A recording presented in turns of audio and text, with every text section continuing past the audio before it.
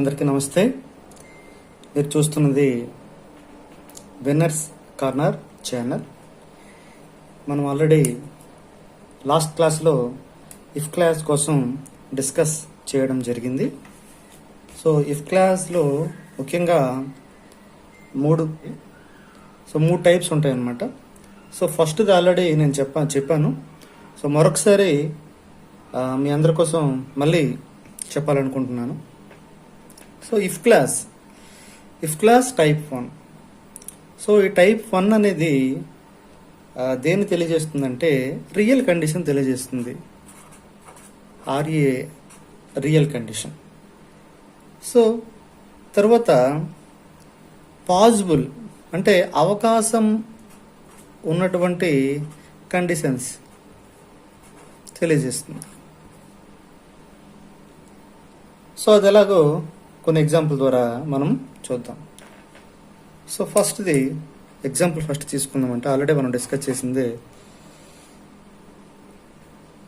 If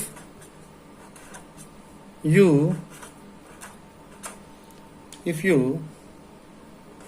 run fast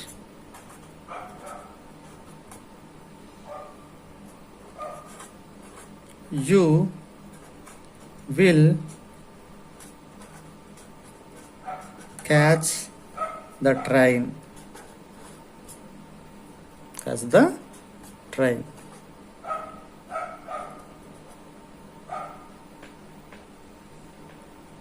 so ఇక్కడ చూడండి.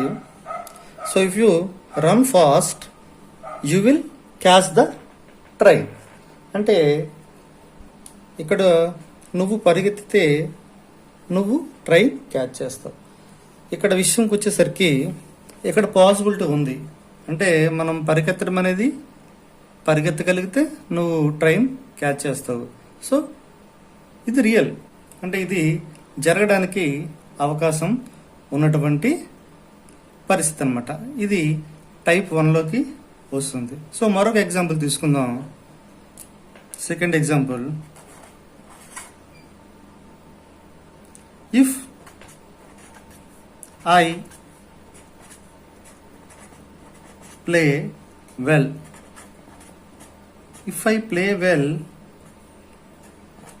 I will win the match.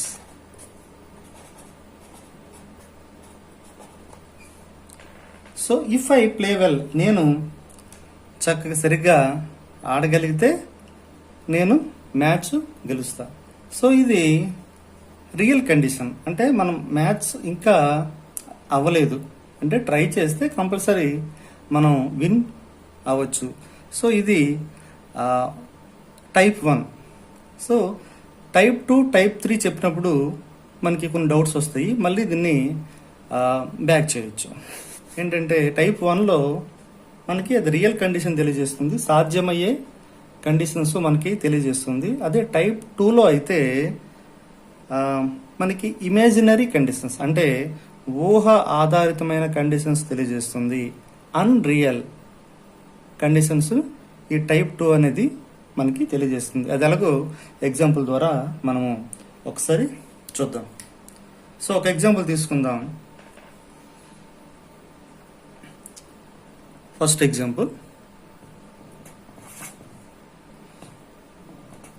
if we played well, we would win the prize.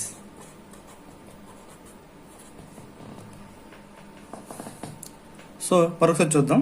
If we played well we would win the prize. So ఇక్కడ మనం already చెప్పుకున్నాం. ఇది imaginary conditions తెలియజేస్తుంది, unreal conditions తెలియజేస్తుంది. Imaginary.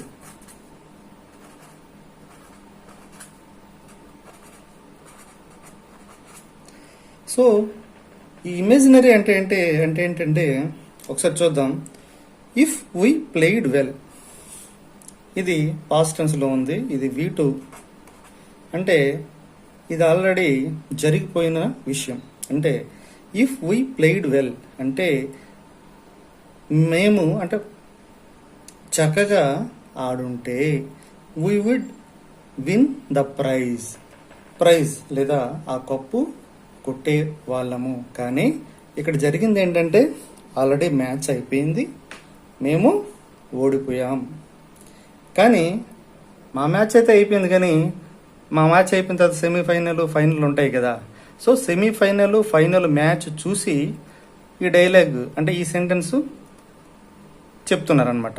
If we played well, మేము చక్కగా ఆడుంటే we would win the prize, cup మేమే కొట్టుండాలి. ఆ మ్యాచ్ సరిగ్గా ఆడుంటే మాత్రం కప్పు మాదే. ఆ మ్యాచ్ పోయింది కాబట్టి మేము కప్పు కొట్టలేకపోయాం అని అర్థం. అంటే ఆల్రెడీ ఇక్కడ ఏంటంటే ఇది గతించిపోయిన విషయం. ఇంకా we would win the prize, ఇంకా ప్రైజ్ అనేది ఏ టీంకి వెళ్ళలేదు, ఎందుకంటే అక్కడ సెమీఫైనల్ ఫైనల్ ఏదో జరుగుతూ ఉంటుందన్నమాట. సో ఇలాంటి కండిషన్స్లో మనం టైప్ 2ని ఉపయోగిస్తాం. నెక్స్ట్ పూర్తిగా ఒక ఇమాజినరీ సెంటెన్స్ ఒకటి తీసుకుందాం. సో ఏంటంటే imaginary sentence, second sentence, if I were you,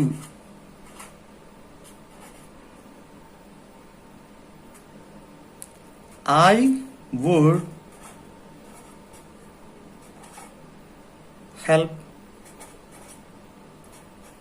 that man.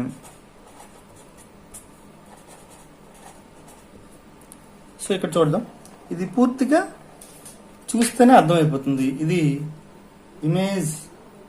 Imaginary sentence అనమాట, హైపోథెటికల్ బేసిస్ అనమాట, ఊహ ఆధారితమైనటువంటి సెంటెన్స్ అని. సో ఇక్కడ చూద్దాం, ఇఫ్ ఐ వేర్ యూ అంటే దీని అర్థం ఏంటి? నేనే నువ్వైతే, అంటే నేనే నీ ప్లేస్లో ఉంటే, I would help that man, ఆ మ్యాన్కి ఆ మనిషికి నేను సహాయం చేసి ఉండేవాడిని. సో ఇక్కడ ఇమాజినరీ విషయం, హైపోథెటికల్ విషయం ఏంటంటే ఐ వేర్ యూ. సో ఇది సాధ్యమవుతుందా? నువ్వే నేను అవుతుందా? నేనే నువ్వు అవుతుందా? సో ఇది జరగదు కాబట్టి ఇది ఇమాజినరీ సెంటెన్స్ అంటాం. If I were you I would help that man. So మీకు చక్కగా అర్థమైంది అనుకుంటాను. ఫస్ట్ ఇది మరొకసారి రివిజన్ చేస్తాను. First example, if we played well we would win the prize. Already match అయిపోయింది, మ్యాచ్ మేము పోగొట్టుకున్నాము. మేము మ్యాచ్ చక్కగా ఆడుంటే కప్పు మాదే అని అంటున్నారు. కానీ సో ఆ మ్యాచ్ పోయింది, నెక్స్ట్ మ్యాచ్లు అవుతున్నాయో, సెమీఫైనల్ ఫైనల్ అవుతుంది, ఇంకా లాస్ట్ మ్యాచ్ అంటే ఫైనల్ మ్యాచ్ కాలేదు, పూర్తి కాలేదు, అంటే ప్రైజ్ ఎవరికి వెళ్ళలేదు ఇంకా.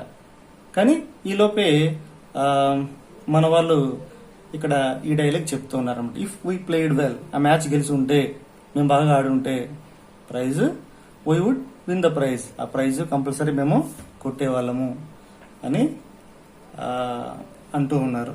సో ఇది దీన్ని ఇమాజినరీ సెంటెన్స్, ఇది అన్రియల్ సెంటెన్స్. ఎందుకంటే ఇక్కడ నేను నువ్వు కాదు, ఆ మ్యాచ్ మనము చక్కగా గతంలోకి వెళ్ళి మళ్ళీ ఆ మ్యాచ్ ఆడలేము కాబట్టి ఇది జరగని పని, జరగని విషయము.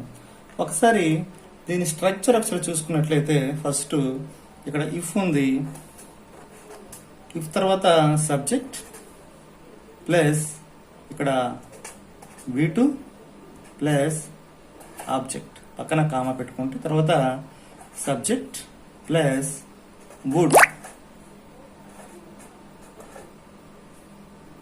Plus V1 plus object. So ఈ వుడ్ ప్లేస్లో కొన్నిసార్లు షుడ్ కానీ కుడ్ కానీ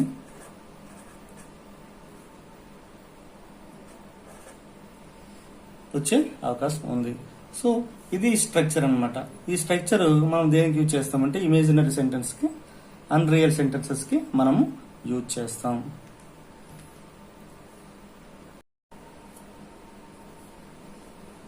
ఓకే, మనం ఇఫ్ క్లాస్లో ఇంతవరకు టైప్ 1, టైప్ 2 ఈ రెండు టైపులు డిస్కస్ చేయడం జరిగింది.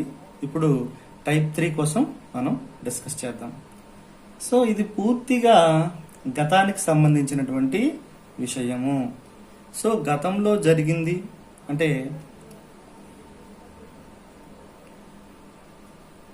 ఈ ఇఫ్ క్లాస్లో ఏంటంటే ఒకటి కారణం ఉంటుంది, దానికి రిజల్ట్ అనేది మరొకటి ఉంటుంది. అర్థమైందా? సో ఇది ఇక్కడ ఇఫ్ క్లాస్లో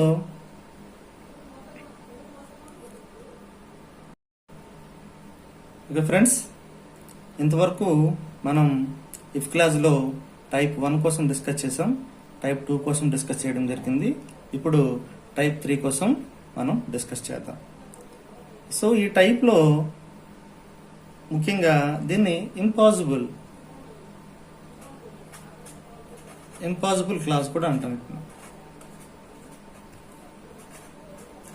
ఎందుకు impossible?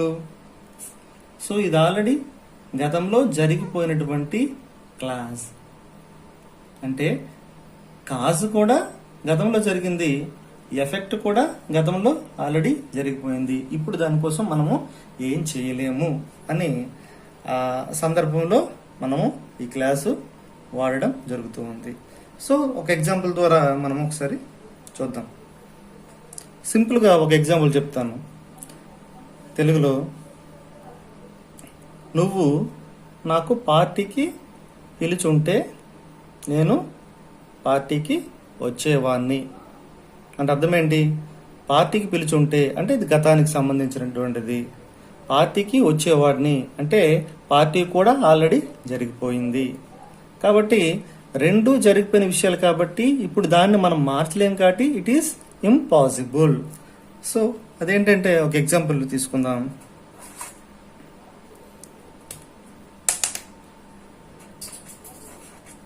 If you had played well,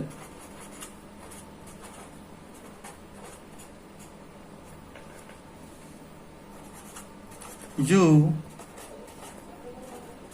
would have won the prize.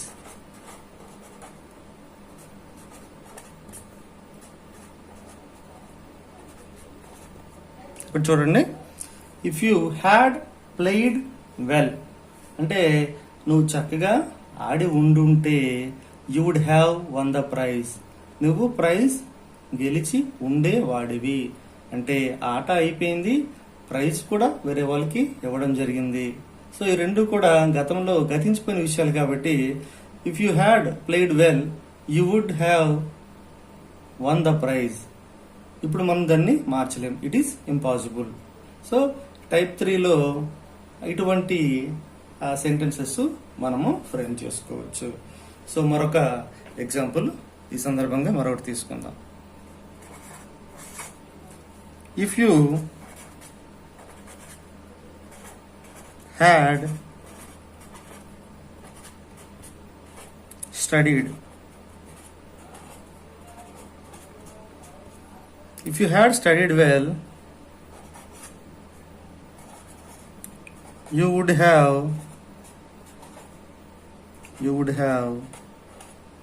passed